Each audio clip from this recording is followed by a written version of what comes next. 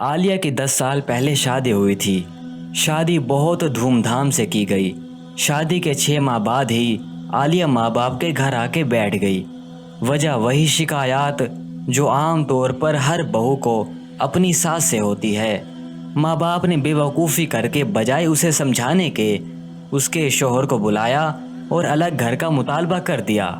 داماد نے اپنی مجبوریاں بتائیں کہ میں الگ گھر لینے کی پوزیشن میں نہیں ہوں۔ ہاں، میں اتنا کر سکتا ہوں کہ یہ گھر میں ہی الگ ہو جائے، اپنا کھانا پکانا الگ کر لے، لیکن عالیہ کے والدین نہ مانے۔ اس کی ماں کہنے لگی کہ ہماری بچی ہم پر بھاری نہیں ہے کہ ہم اسے 2 وقت کا کھلا نہ سکیں۔ داماد نے بہت کوشش کی، لیکن اس کے ماں باپ نے اسے بھیجنے سے انکار کر دیا۔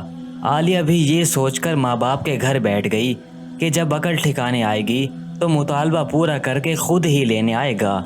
لیکن بیچارے شوہر کی اتنی پسلی ہی نہیں تھی کہ وہ الگ گھر کا بندوبست کر سکتا۔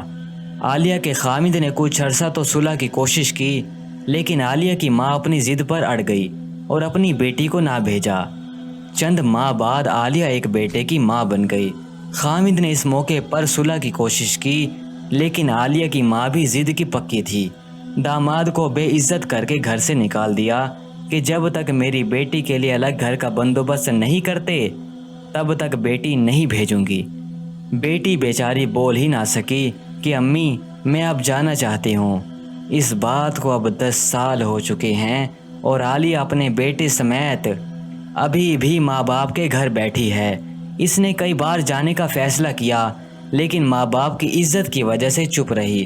اب بیچاری عالیہ بھائیوں پر بوجھ بن چکی ہے۔ والد انتقال کر چکا ہے، ماں بیمار ہو کر چارپائی کی ہو گئی ہے۔ عالیہ کا بیٹا بیچارہ باپ کے ہوتے ہوئے بھی یتیموں والی زندگی گزار رہا ہے۔